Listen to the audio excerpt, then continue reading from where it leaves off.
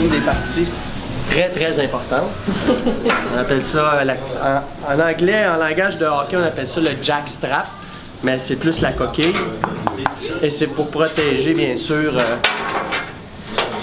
c'est pour protéger les garçons des coups qui pourraient arriver avec la rondelle, Ça fait mal, puis c'est pour l'avenir aussi. Si on veut des enfants, alors il faut se protéger. Ça, c'est pas nécessairement un équipement qui sert à la protection. C'est pour attacher les bas par-dessus les jambières.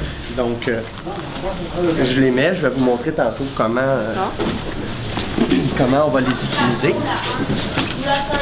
Alors ici, on a les jambières, on en a 2 pour chaque côté.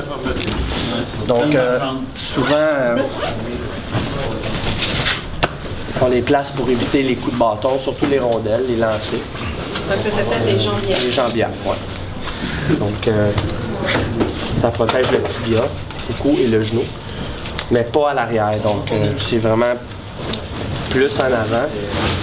Souvent, soit les défenseurs ou quand on fait face au jeu, quand on est à la défensive, ben c'est là qu'on a plus de risque de recevoir une rondelle. Ce soir, on va jouer en bleu. On met les bas bleus avec le chandail bleu. Tous les sports de hockey professionnels, si on regarde les Canadiens, par exemple, ou la Ligue nationale ou la Ligue junior, font tous donc c'est vraiment le padding est plus ici, c'est vraiment pour le haut de la cuisse. En arrière, c'est bizarre, mais on a peu de protection.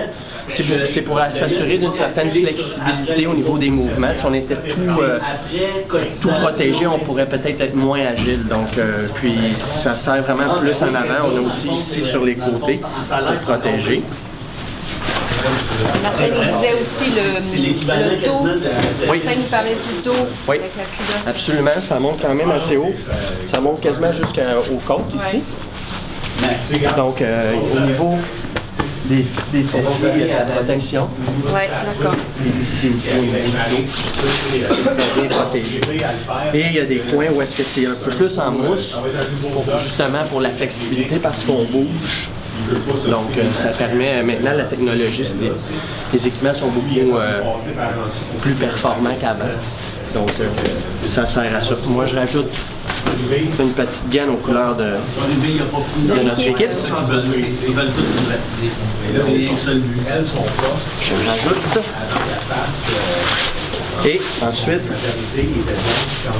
on enfile les patins. Et pourquoi on met les patins après la culotte, parce que c'est plus facile. Si on met les patins avant la culotte, c'est plus difficile de passer les patins dans la culotte. Et ici, on prend des patins. Les patins, c'est un élément dans l'équipement qui est... c'est sûr que c'est primordial parce qu'on patine, mais au niveau confort, il faut vraiment, quand on choisit un équipement de hockey, le patin, c'est là où est-ce qu'il faut investir vraiment le plus. Donc on les attache avec des lacets.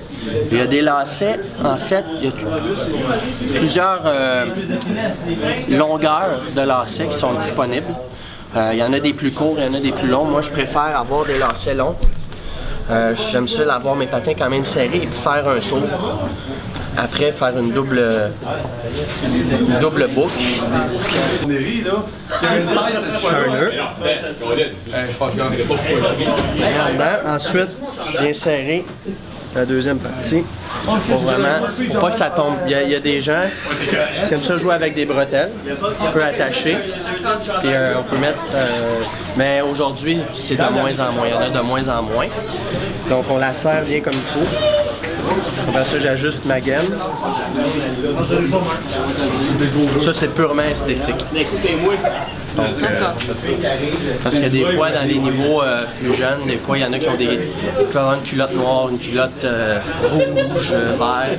Quand on joue en équipe, on uniformise toutes les couleurs avec une gamme.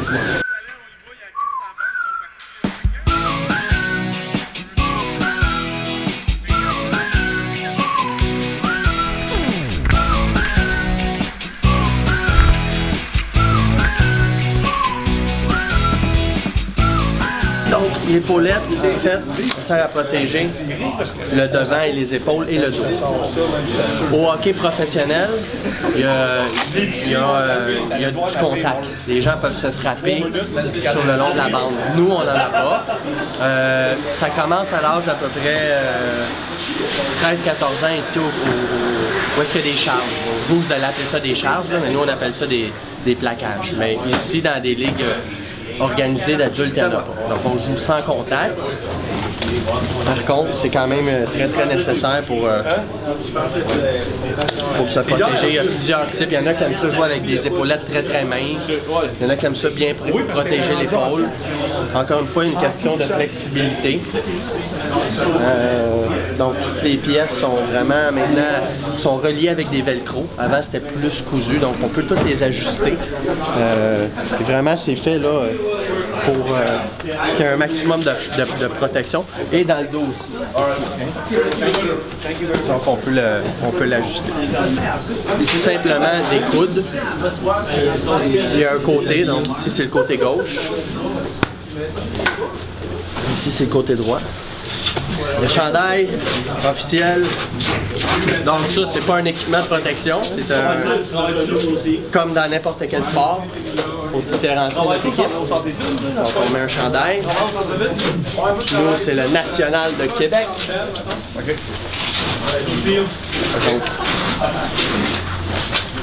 je mets le chandail et moi j'attache la petite frappe en arrière comme je l'ai montré parce que mon chandail remonte, ça me dérange. Donc, je viens la fixer ici.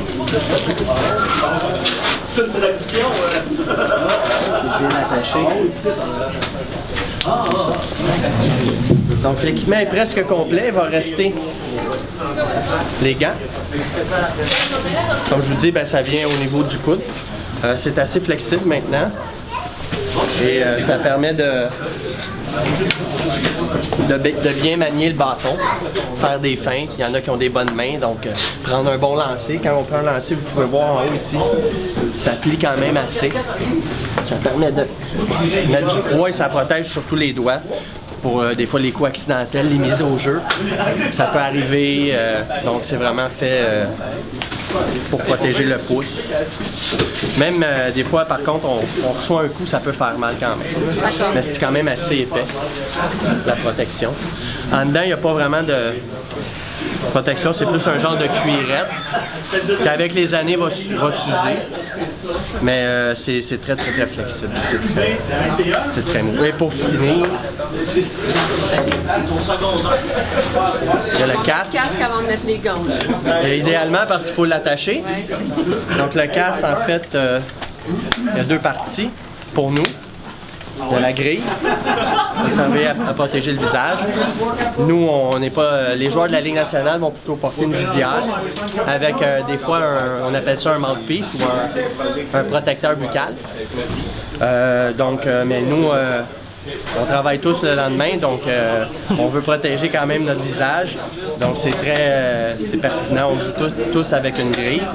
Puis à l'intérieur, ben ça c'est quand même un modèle assez récent, très récent, donc c'est très léger. Les protections sont... avant étaient peut-être un peu plus épaisses, là le confort est beaucoup mieux. On peut ajuster ici avec la petite roulette comment le casque peut se serrer sur la tête. Puis ici, avec les côtés aussi, on peut l'ajuster, soit l'agrandir ou le baisser. D'accord. Donc, voilà pour l'équipement. Il ne reste plus qu'à embarquer sur la patinoire.